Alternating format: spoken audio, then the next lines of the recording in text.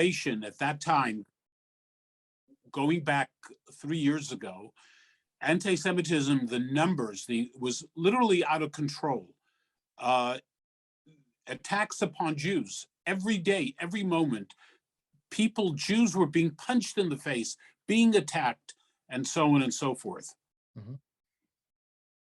Антон, можешь привести, пожалуйста? Да, господин Хакинг говорит, что он 36 лет представлял районы Бруклина в Генеральной Ассамблее Штата, и он ушел на пенсию 3 года назад, так как число случаев нападений на евреев наших нью-йоркских, они росли каждый день. Буквально каждый день или каждый момент что-то такое происходило, какие-то нападения. Да. Поэтому нужна была такая организация, и я хочу пару фактов прочитать. В 2021 году American Jewish Committee сделала репорт про антисемитизм в Америке. Некоторые ключевые факты, которые они нашли. 1 из 4 американских евреев были жертвой нападения антисемитизма или нападения, или любой, может быть, даже словесный какой-то был абьюз против них. 4 из 10 американских евреев поменяли свои привычки из-за страха перед антисемитизмом. 4 из 10 американцев персонально видели, были очевидцы антисемитских каких-то атак, выпадок. И 82% американских евреев считают, что есть большой рост в антисемитизме в этой стране. И я хочу узнать у Dov Hikind, как мы с этим можем бороться. Dov, I just read some key facts that the American Jewish community found. For example, 1 in 4 American Jews said they were targets of anti-Semitism in the last 12 months. 4 out of 10 American Jews have changed their behavior out of fear and so on. What do you think? What can we do to fight this this wave of anti-Semitism in America? You're absolutely correct, and it's even worse than that. I mean, the situation in the last 3 years is worse than any time in history, in recent history. We've never seen anything like it. That is the fact of life. And the question becomes, what do you do? How do you deal with it? One thing for sure, doing nothing is not an answer. That's for sure. Everyone needs to be involved on one level or another. And we should never be afraid. Someone was sitting at my Shabbos table, a young man with his fiancée. You know what he said to me? When I go to Manhattan, I take my yarmulke off. Yep. I said, you cannot do that. You cannot do that. People are afraid. We have to be strong. We have to be proud. And we have to, be able to deal with what's going on. There's no simple solution. There's no simple answer. But first, we need to be strong and proud and not to be afraid. If we're afraid, the anti-Semites win automatically. So there are many things that we can do, which I'll discuss. After this, we're going to talk about one proposal that NYC New York City Council has proposed, and we'll discuss it right after. Anton, please. Да, ты абсолютно прав, зачитывая эту статистику. На самом деле дела еще хуже, особенно за последние 3 года. Мы, можно сказать, живем в наихудшей ситуации с этой точки зрения в последней истории последних лет и десятилетий. Это просто это факт. И, конечно же, ничего не делать — это не ответ. Много чего можно предпринять, но нам нужно начать с того, что нам не стоит бояться, мы должны быть сильными, мы должны быть гордыми, и нам нужно придумать способ с этим справиться. И господин Хайкин рассказал историю о том, как в шаббат за ужином, за обедом молодой человек поделился тем, что он, когда едет в Манхэттен, снимает ермолку, чтобы не выдавать, что он еврей. И вот как раз-таки вот этого нам нужно избегать, нам нельзя бояться, нам нужно быть сильными, и нам нужно гордиться своей культурой. Да. Один из способов, который предложил New York City Council, это наш горсовет. 3 члена горсовета, Нили Розик, Эрик Диновиц и Марджори Веласквес, они предложили внести поправки и проверить, как работает программа обучения в школах о Холокосте. Они хотят сделать ревизию, что ученики изучают про Холокост, И что можно еще учить учеников, чтобы предотвратить или уменьшить антисемитизм? Я хочу узнать у Dov Hikinde, что он об этом думает, если это будет эффективно. Dov, recently, actually last week, 3 members of New York City Council proposed a resolution in order to review what exactly is being taught in New York schools about Holocaust and see whether this has to be improved. I always thought that's a step in the right direction. What do you think about that? Education. Look, education is extremely important, but what have we done the last 20 years, 30 years, 50 years? Everybody talks about education, but where are we? We're in worse shape than ever before. I think one of the first things we need to do, we need to find out why anti-Semites think that beating up on Jews is okay. We need to understand why a 21-year-old college student in Brooklyn went over to an 8-year-old child and said Hitler didn't finish the job. We need to find out when a young Black person beats up on a Jew, because we've seen many of the videos of who is beating up who, we need to find out, where's the hate coming from? Is it being from school, from the church, from their parents? We need to understand where it's coming from. That is critical, in my opinion.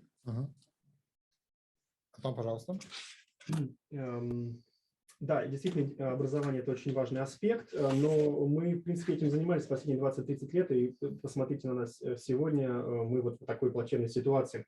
Я бы начал с того, что нам нужно понять, откуда растут ноги у антисемитизма. То есть, когда человек, например, чернокожий или какой-то другой нападает на молодого еврея и, в частности, может выкрикнуть: Гитлер не закончил работу, которую начал, вот откуда берется вот это все, вот эта ненависть, откуда она приходит? Она приходит из школы, как-то от образования, либо родители так учат детей, либо церковь. Вот прежде всего я бы начал с того, чтобы понять, откуда берется эта ненависть. Я считаю, не только нужно понять, откуда берется, но также нужно наказывать жестко тех, кто нападает и на евреев, и на любую другую этническую группу. Вот, например, недавно был такой случай, я об этом говорил в прошлой неделе, молодого русского парня побили за то, что он еврей, в Бей-Рич. И в тот же самый день, когда арестовали этого араба, мусульманина, который его побил, он сразу вышел под бейл. $1000 дали ему залог, он дал кэш $1000, и он вышел. Я думаю, надо начинать с того, чтобы эти законы нужно менять.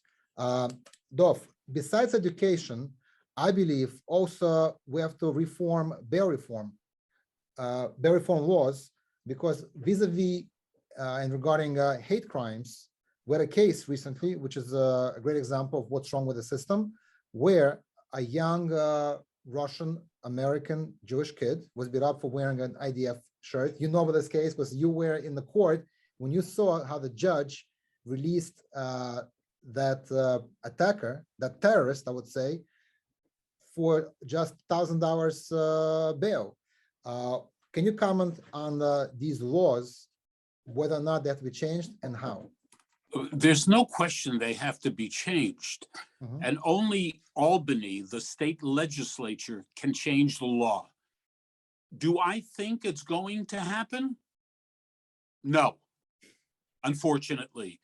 The legislature today in Albany is so liberal, radical liberal, that it's not going to happen. You know, maybe if we elect a Republican governor and more Republicans, we would have a better chance. I have to be honest, the bail reform is crazy. You're right, I was in court. I saw, by the way, I saw many other people come in front of the judge who had done terrible things. They all went out on bail, you know, nothing. They get out of jail they get out faster than the police officer leaves the police station. It's insane what's going on. We have to fight, we have to yell, we have to scream. This must change, or there will not be a New York to live in. Yeah, because before Anthony translates, bail is supposed to be, I understand bail is supposed to be to hold you until the hearing, your next hearing, until your trial. It should not be a punishment. However, if somebody has shown to be a violent person, he's a threat to society. These types of people we have to contain and detain until there is a jury or some kind of a verdict. Absolutely, there's no question, and that is not happening. You know, the people who are getting out without any bail, they come in, they go out. Guess what? They're committing another crime and another crime. Right. You know, all these people, they have like 20 arrests, and they're getting out, they're walking out, nothing's happening. What do you expect? It's ridiculous. So ridiculous. it must change, but it's going to be very, very, very difficult. Да, действительно, это вопрос законодательства, и это может сделать Ассамблея штата, но я не думаю, что это произойдет в какое-то ближайшее время. Современные власти штата очень такие, скажем, радикально либеральные, и у нас, возможно, есть шанс на какие-то перемены, только если мы выберем, например, республиканского губернатора, или больше республиканцев будут во власти, тогда, может быть, у нас есть какой-то на это шанс. Я действительно видел, как людей отпускают под залог, и это не единственный случай, который случился недавно. Порой преступники выходят на свободу быстрее, чем полиция, скажем, выходит из здания или заканчивает отчет об этом инциденте, они уже на свободе. Это по-настоящему сумасшедшая ситуация, и нам нужно об этом во всеуслышание заявлять, кричать на каждом углу, иначе скоро у нас не будет Нью-Йорка, который мы все любили, не будет Нью-Йорка, в котором мы готовы будем жить. И да, Майкл Левитис добавил ремарку, что эти люди, очевидно, опасны для общества, да, их нужно держать как раз-таки потому, что они совершили такое физическое насилие против другого лица. И да, господин Хакинг согласился с этим, действительно, это правда, эти люди приходят, уходят, иногда они делают у них по 20 арестов, они выходят под залог, совершают еще одно преступление, и так без конца. И вот такая ситуация. Спасибо, Антон. Мы замечаем, что последние 2 года, после того, как развязался COVID, мы видим много больше антисемитизма. Какая связь между COVID и антисемитизмом? Dov, we see the past 2 years, since the start of the pandemic, there has been a very big increase in anti-Semitism. In your view, what is the connection between COVID and anti-Semitism? Well, you know, Jews get blamed for everything. You know, we're responsible for everything. You know, that has not changed. That's the message. I mean, it doesn't make sense. It's insane. It's crazy, right? But go look on social media. You know, we did it. Everything wrong in this world, it's the Jews. You know, I want to point out, there are only 15 million Jews in the entire world. Israel, America, Europe, the whole world, 15 million out of 8 billion people, 8 billion. But the Jews, everyone is busy with the Jews. I mean, it's just absolutely remarkable. Including in the UN. In the UN. Absolutely. I mean, wherever it is, you know, in the Middle East, and look what's going on. I hate to say this. This is the greatest country in the world. But, you know, as I'm talking to you, I'm getting beeps on my phone. In Chicago, 3 Jewish stores have their windows smashed. I mean, it's like, it's non-stop. And I want to tell you that 60-70% of all anti-Semitic incidents never get reported. The people don't report it even. So it's even worse than the numbers. Yeah. Да, действительно, ситуация такая, что евреев винят за все, и, в принципе, в этом плане ничего не изменилось. Это сумасшедшая идея, но вот куда ни посмотри, что бы неправильно, неверно и не происходило в мире, всегда в этом винят евреев. Я хочу отметить, что евреев, на самом деле, в мире всего 15 миллионов человек, а в мире во всем 8 миллиардов человек. Тем не менее, все заняты тем, чтобы вот отыскать очередной след вот в еврейской общине, что вот они, значит, виноваты еще и в этом. На Ближнем Востоке, ну и в принципе в Штатах, это самая великая страна, я как бы от этих слов не отказываюсь. Но вот пока мы с вами говорим, например, мне приходят всякие сообщения из разряда, что в Чикаго, например, 3 еврейских магазина, там витрины побили, скажем, и хочу отметить, что где-то 3/4 всех таких случаев даже, в принципе, не попадают в полицейскую статистику, то есть дела еще хуже. Да, спасибо, Антон. В заключение я хочу спросить у Дов Хикинда по поводу нашего бывшего сенатора из Нью-Йорка, Sheldon Silver, который скончался, к сожалению, на прошлой неделе. Я просто хочу услышать пару слов о нем от Дов. Я уверен, что Дов с ним работал. И давайте послушаем про Sheldon Silver. We only have a few minutes left. I want to hear from you just about Sheldon Silver. Not everybody remembers him. Unfortunately, he passed away last week. You worked with him. Can you tell us a little bit about Sheldon Silver and what he stood for? Well, Shelley Silver was the Speaker of the New York State Assembly. He was one of the most powerful people in New York for 20 years. Mm-hmm. He was a very, very proud Jew. And he was a very good friend of mine, and he protected me. You know, I'm a Democrat, but I support many Republicans. And Shelley Silver was always there for me to protect me against people who hated what I did.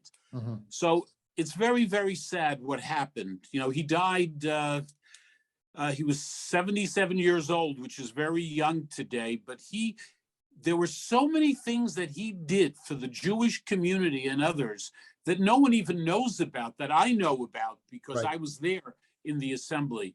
So it's a great, great loss. And he was a very, very special individual. I mean, I miss him. Very special person. Yeah. Okay. Thank you, Dov. Шелдон Силвер был спикером Ассамблеи штата. Он был, по сути, одним из самых могущественных, сильных людей в Нью-Йорке. Он был евреем, который гордился своей культурой, и он поддерживал меня тоже во многом и защищал меня от тех, кто ставил мне палки в колеса в моей деятельности. Это действительно грустно, что он от нас ушел. Ему было всего 77 лет. По нынешним меркам это достаточно молодой возраст. Он, при этом хочу отметить, мы знаем многое из того, что он сделал, но многие вещи мы не знаем, и я знаю, что он сделал еще больше, потому что я был свидетелем того, как он работает в ассамблее. То есть это действительно уникальный человек и большая потеря для всех нас. Спасибо, Антон. Большое спасибо Дов Хикинду за то, что он пришел к нам сегодня, хотя он больше не занимается политикой, но он все равно поддерживает нашу общину, он поддерживает и русскую общину, и еврейскую общину. Большое спасибо Дову, и я ему желаю только самого лучшего, чтобы он продолжал свою борьбу с несправедливостью. Dov, thank you so much for coming on board. I know you're a busy man. Even though you're no longer a politician per se, officially, you're still fighting for our community, for Russian community, for Jewish community. So I want to thank you. Keep up the good fight. You should have a lot of health and energy. Talk about the Russian community at another time, because I spent many years fighting for people to have the right to leave the old Soviet Union. I got arrested many times. I got arrested in Moscow in 1973, and I was thrown out of the country. So I look forward to you're bringing back a lot of memories. Yes, we're going to do a separate show, if you would allow. We're going to talk about your fight for the refuseniks, for the dissidents, because a lot of people already don't remember what the Jewish community, with you as one of the leaders, did to help our parents and grandparents escape the Soviet Union. Я еще раз приглашу к нам в студию Дов Хикинда, что он рассказал, как он боролся за советских евреев, за то, что их выпустили из Советского Союза. Он боролся за диссидентов, за рефьюзников. Мы сделаем с ним отдельное шоу. Это будет очень интересно послушать, что он делал уже 30-40 лет назад. Dov, thank you very much. Have a great day. Оставайтесь с нами. Мы к вам вернемся после небольшой паузы. Спасибо. Dov, thank you. Great to be with you. Great to be with you. Thank you. Thank you. Have a good day.